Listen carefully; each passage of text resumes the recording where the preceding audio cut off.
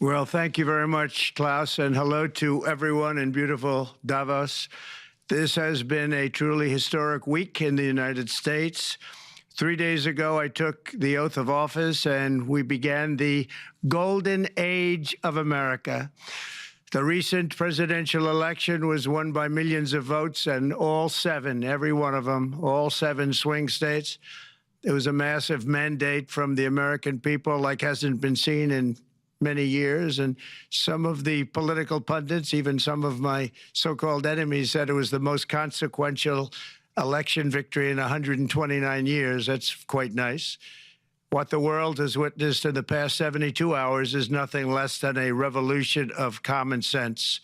Our country will soon be stronger, wealthier, and more united than ever before, and the entire planet will be more peaceful and prosperous as a result of this incredible momentum and what we're doing and going to do.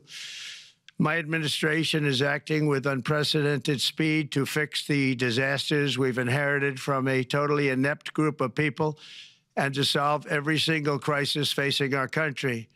This begins with confronting the economic chaos caused by the failed policies of the last administration. Over the past 4 years, our government racked up $8 trillion in wasteful deficit spending and inflicted nation-wrecking energy restrictions, crippling regulations, and hidden taxes like never before.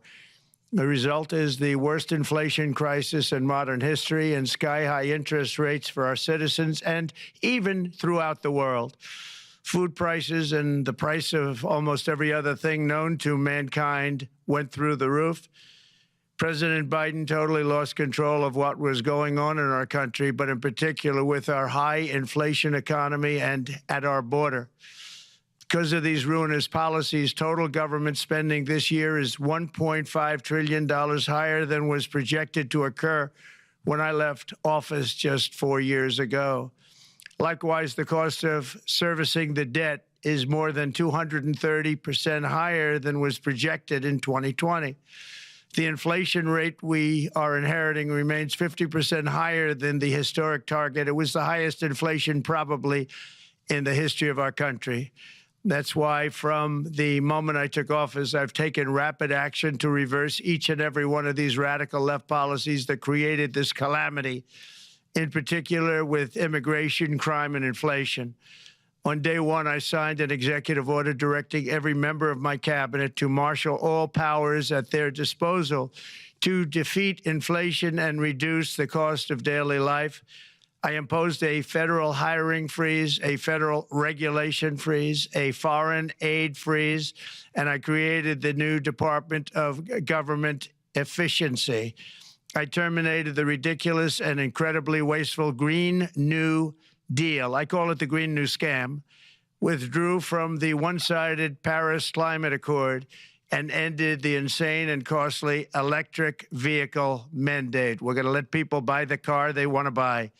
I declared a national energy emergency, and that's so important, national energy emergency to unlock the liquid gold under our feet and pave the way for rapid approvals of new energy infrastructure.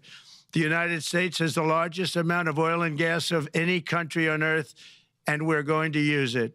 Not only will this reduce the cost of virtually all goods and services, it'll make the United States a manufacturing superpower and the world capital of artificial intelligence and crypto. My administration has also begun the largest deregulation campaign in history, far exceeding even the record-setting efforts of my last term. In total, the Biden administration imposed $50,000 in additional regulatory costs on the average American household over the last 4 years. I have promised to eliminate 10 old regulations for every new regulation, which will soon put many thousands of dollars back in the pockets of American families.